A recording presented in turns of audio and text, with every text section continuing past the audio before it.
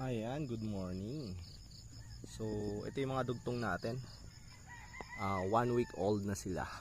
Sa linggo na. So, ito yung iba. Lahat tong tanin naman natin, lahat ng may supot na yun. Makikita nyo yan. May supot. So, 1 week old na to. Mga kon natin na yan. Ayun yung iba. Lahat ng may supot na yun. 1 week old na. So hindi naman sila namatay kahit walang lilim. Okay. So goods na goods. So ang gagawin natin ngayon, maghuhulip tayo. O yung pag may namatay ay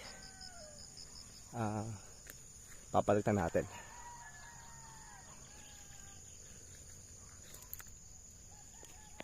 Ito ba? Okay, goods na goods. Let's go.